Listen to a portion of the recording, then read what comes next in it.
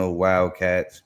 Arizona, after a really good season 2 years ago, not so hot last year, coming off a 4-8, 2-7 season. This year they bring a new OC and a new DC, defensive coordinator Danny Gonzalez, offensive coordinator Seth Dohey from Marshall. So trying to revamp things this season coming up. Brett Brenner's trying to revamp things.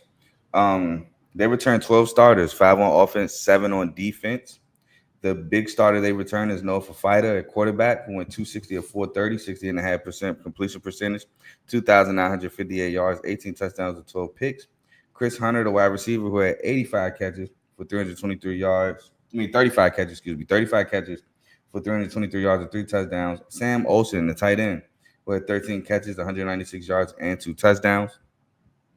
Dalton Johnson, 94 total tackles, 47 solos, 2 pass breakups, and 2 forced fumbles. Tay Brown, linebacker, had 68 total tackles, 29 solos, 2.5 sacks, 2 pass breakups, a forced fumble, and a fumble recovery. Genesis Smith, another safety, who had 64 total tackles, 39 solos, 6 pass breakups, 3 interceptions, 2 forced fumbles, and a fumble recovery.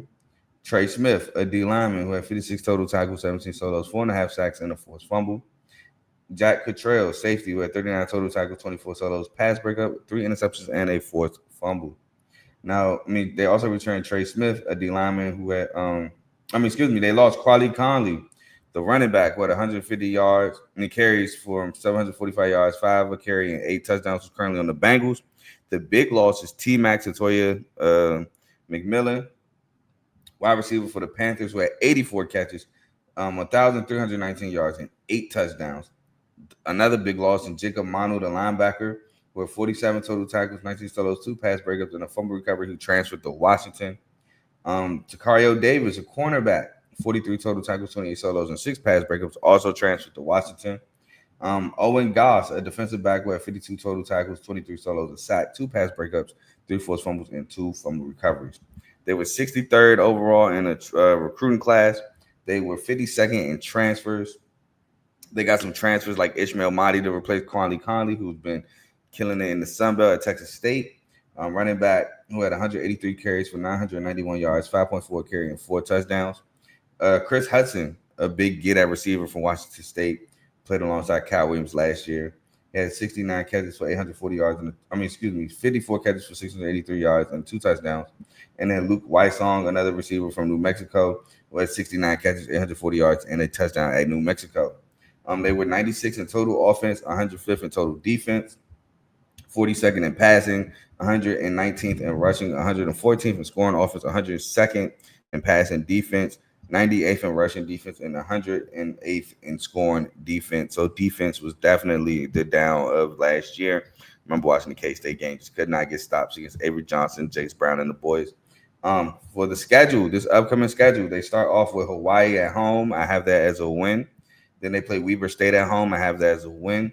They have Kansas State at home. I have this as, again, being a loss.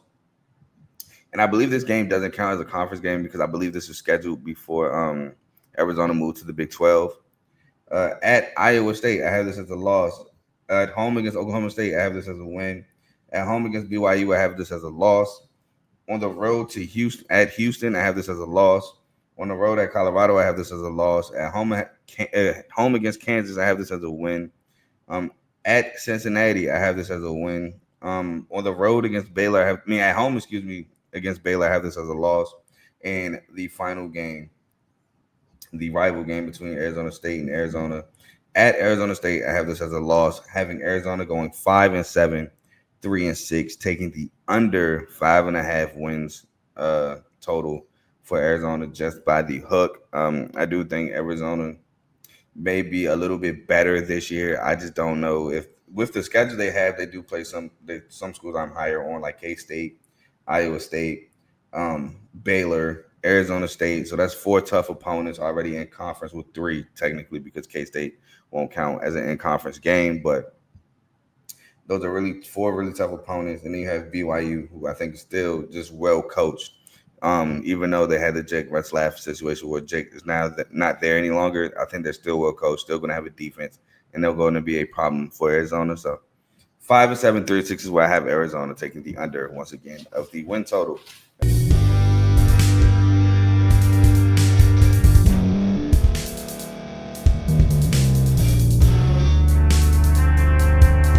Thank you for staying to the end. If you're watching this on YouTube, please like this video, subscribe, and also hit that notification button so you can be notified next time we put out a video. If you're listening on any podcast platform, subscribe and hit that notification button, y'all, so you can be notified we put out another podcast audio. And last but not least, hit that share button. No matter what you're listening to or watching it, hit that share button and send it to somebody that you know that would love to watch this episode you just listened to.